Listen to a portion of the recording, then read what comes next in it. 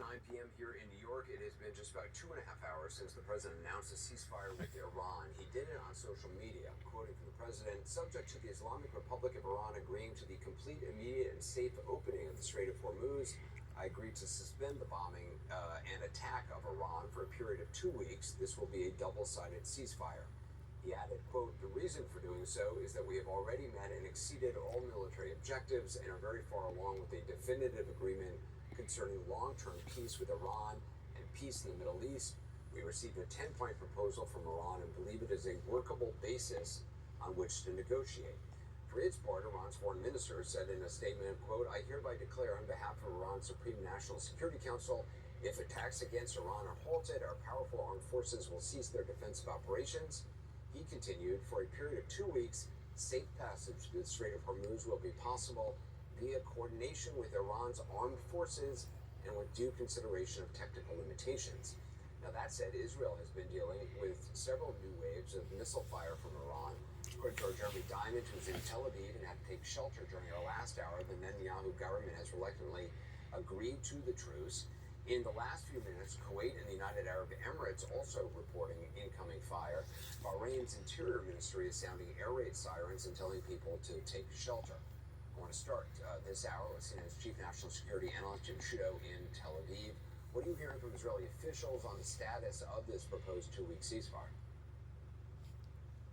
Well, Anderson, we have a ceasefire announcement. We don't yet have a ceasefire because since the announcement, we've seen, as you said, 3 waves of Iranian missile attacks here. Just a few minutes ago, looking up at the skies over Tel Aviv, I saw one of the interceptions here in the central part of the city. So Iran is still firing missiles at Israel, and as you note, at its Gulf neighbors as well. Whether those are the last salvos before the guns fall silent or a sign that there are still details to be worked out, we don't know.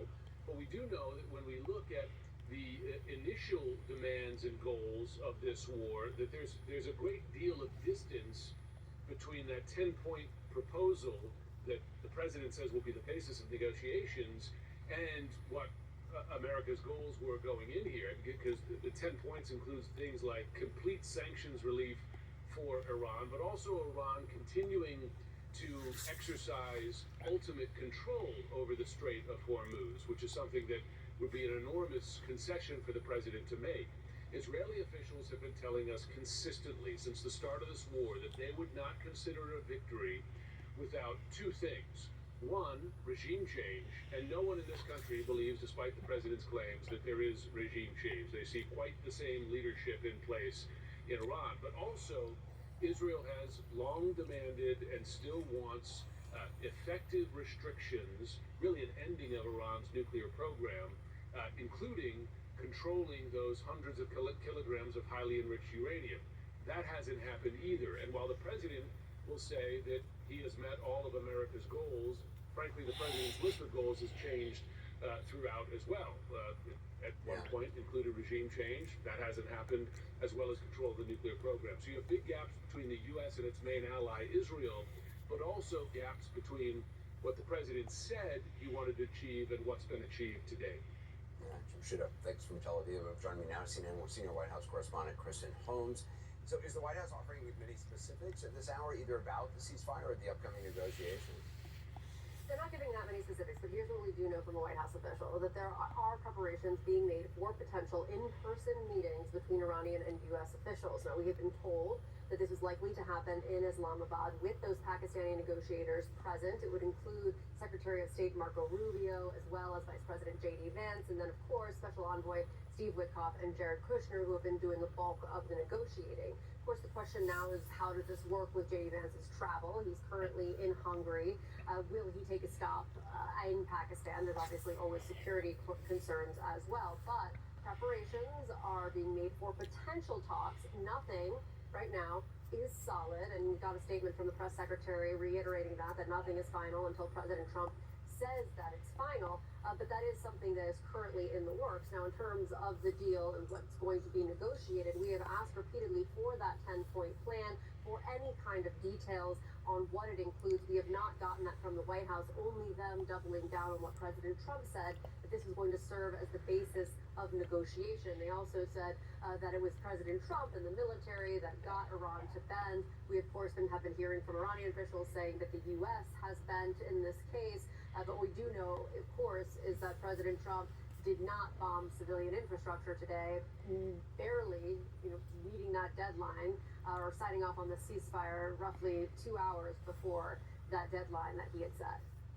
Kirsten Holmes, thanks very much. Joining me now for more on President Trump's ceasefire announcement is Democratic House Leader Hakeem Jeffries.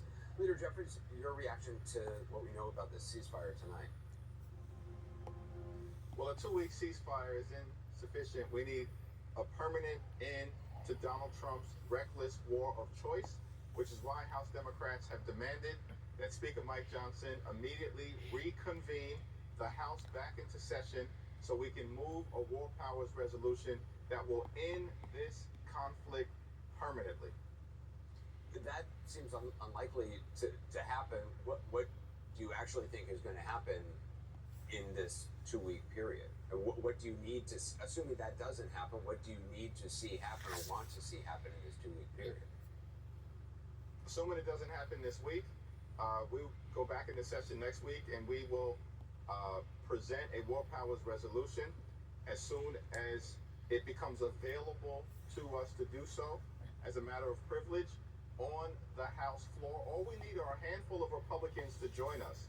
The American people strongly oppose this reckless war of choice and know that we should not be spending billions of dollars to drop bombs in Iran while Republicans and Donald Trump are unwilling to spend a dime to actually make life more affordable for the American people, including but not limited to by extending the Affordable Care Act tax credits. It's unbelievable in terms of the priorities, and yet we've seen this president's behavior unhinged, unpresidential, unconscionable, including the messages that he's communicated to the American people